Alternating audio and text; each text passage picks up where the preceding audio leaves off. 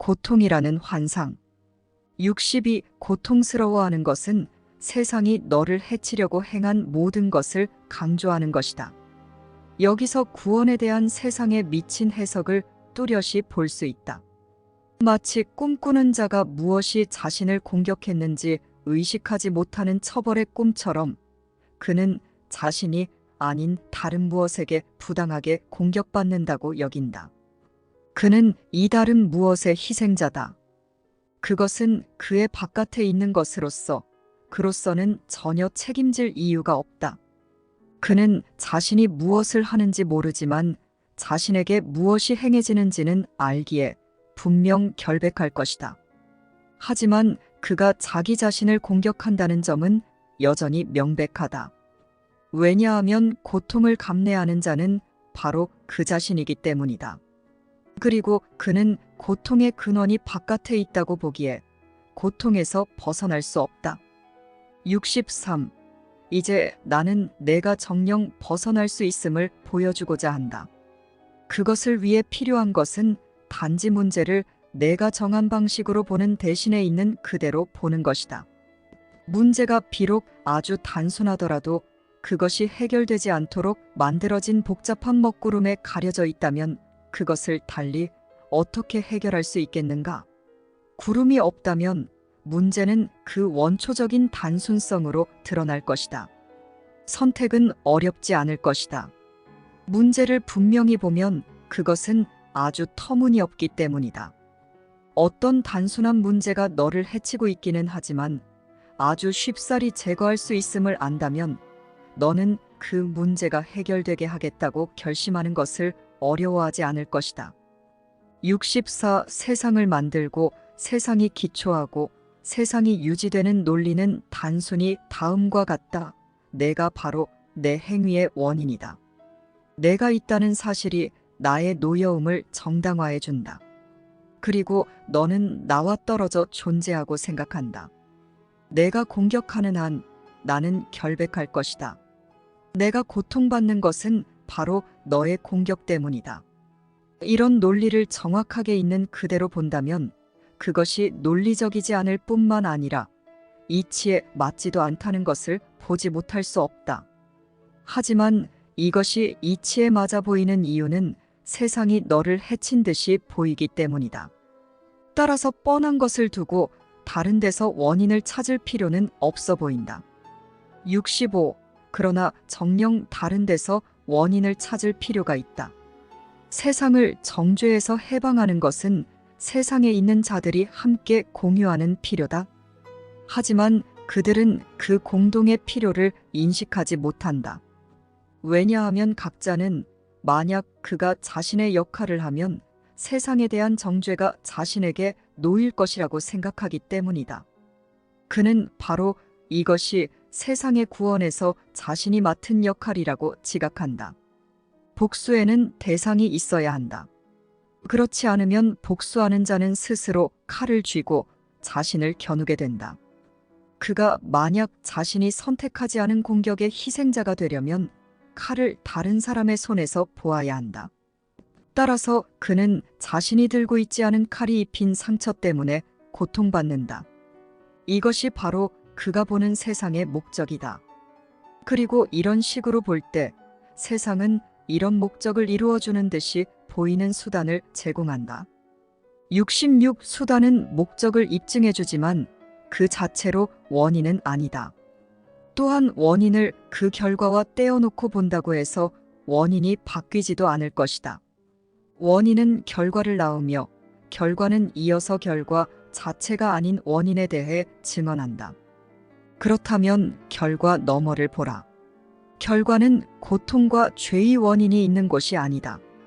고통과 죄를 곱씹지 말라. 그것들은 단지 그 원인이 반영된 것에 불과하기 때문이다. 67. 세상을 정죄에서 구출하는 데서 내가 맡은 역할은 너 자신이 벗어나는 것이다.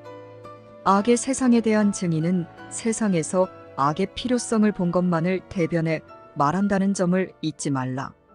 그리고 이곳은 너의 죄의식을 처음으로 본 곳이다. 내가 내 형제로부터 분리해 나올 때 자신에 대한 첫 번째 공격이 시작되었다. 세상은 바로 이것을 증언한다. 이것 외에 다른 원인을 구하지도 말고 죄의식의 증인들의 막강한 무리 가운데서 죄의식의 무효화를 기대하지도 말라. 죄의식의 증인들은 너의 충성을 요구하는 죄의식의 주장을 뒷받침한다. 진리를 감추는 것들은 내가 진리를 발견하기 위해 바라보아야 할 것이 아니다. 죄의 증인들은 모두 하나의 좁은 공간에 서 있다. 너는 바로 이곳에서 내가 세상에 대해 가진 관점의 원인을 발견한다. 68 한때 너는 내가 초대하지도 요청하지도 않았는데 세상이 너에게 억지로 떠안기는 듯한 모든 일의 원인이 정말로 무엇인지 자각하지 못했다. 너에게 고통과 괴로움을 일으킨다고 지각한 수많은 원인들 가운데 너의 죄의식은 없었으며 너는 어떤 식으로든 고통과 괴로움을 요청하지 않았다는 것, 이 한 가지만은 확실했다. 바로 이런 식으로 모든 환상이 발생한다. 환상을 만드는 자는 자신이 환상을 만들고 있다고 보지 않으며 환상의 실제성도 그에게 달려있지 않다. 환상의 어떤 원인이든 그와는 동떨어져 있고 그가 보는 것은 그의 마음과 별개다. 그는 꿈의 실제성을 의심할 수 없다. 그는 꿈을 만들고 꿈을 실제처럼 보이도록 만드는 데서 자신이 하는 역할을 보지 못하기 때문이다. 69. 세상이 자기 대신 꾸어주는 꿈에서 깨어날 수 있는 자는 아무도 없다. 그는 다른 사람이 꾸는 꿈의 일부가 된다. 그는 자신이 만들지 않은 꿈에서 깨어나겠다고 선택할 수 없다.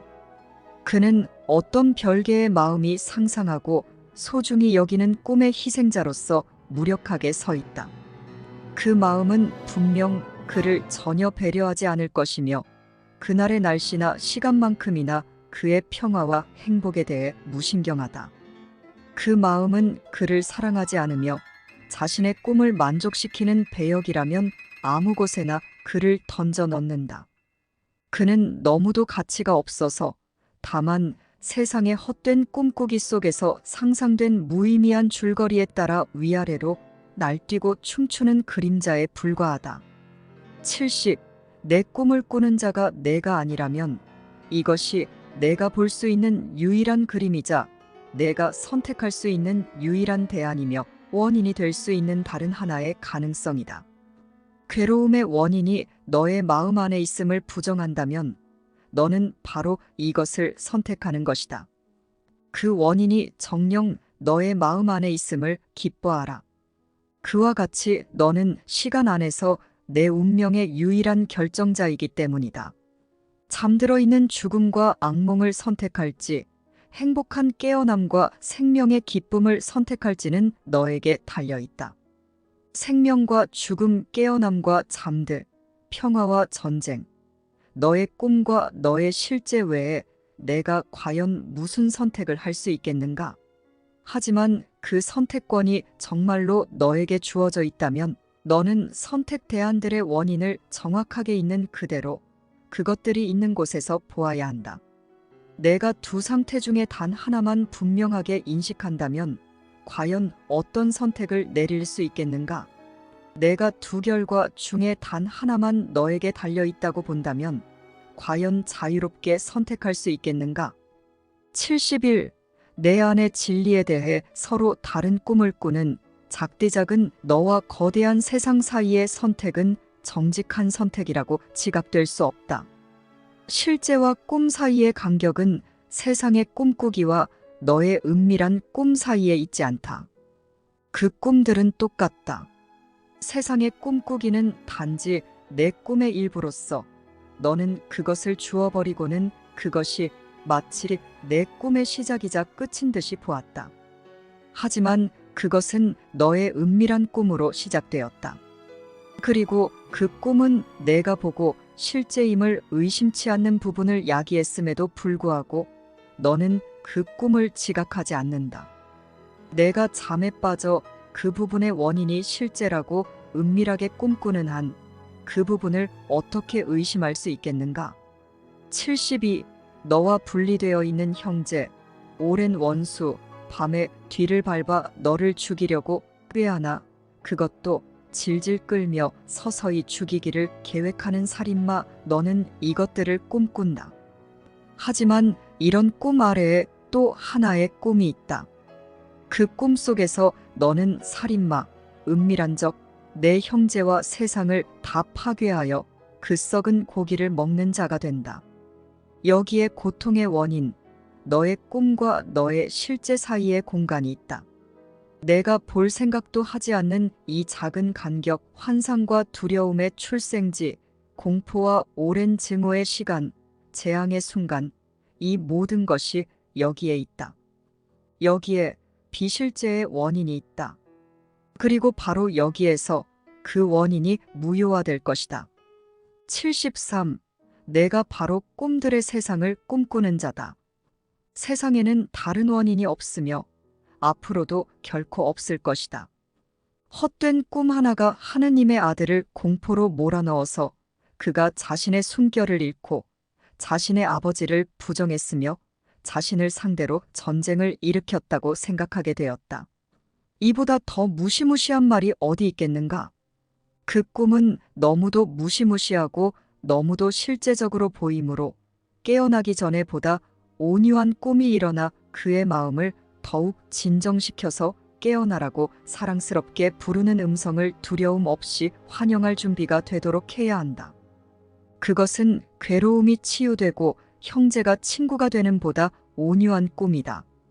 그렇지 않는 한그는 공포의 식은땀과 죽을 듯한 비명 없이는 실제로 깨어날 수 없다. 하느님은 당신의 아들이 부드럽고 기쁘게 깨어나기를 뜻하셔서 그에게 두려움 없이 깨어날 수단을 주셨다. 너의 꿈 대신에 하느님이 주신 꿈을 받아들여라. 일단 꿈꾸는 자를 인식하기만 하면 꿈을 바꾸는 것은 어렵지 않다. 74. 성령 안에서 안식하며 그의 부드러운 꿈이 내가 공포와 죽음에 대한 두려움 속에서 꾸었던 꿈을 대체하게 하라. 성령은 용서하는 꿈을 가져다 준다. 그 꿈에서는 누가 살인자이고 누가 희생자가 되어야 하는지 선택하지 않는다. 성령이 가져다 주는 꿈에는 정령 살인도 없고 죽음도 없다. 너의 눈은 비록 감겨 있지만 너의 시야에서 죄의식의 꿈이 점차 사라져가고 있다. 너의 잠든 얼굴을 환히 밝히려고 미소가 찾아왔다. 이것은 행복한 꿈이기에 이제 잠이 평화로워진다. 75. 너의 죄 없는 형제를 부드럽게 꿈꿔라. 그는 거룩한 결백함 속에서 너와 연합한다. 그 꿈으로부터 천국의 주님이 몸소 사랑하는 아들을 깨우실 것이다.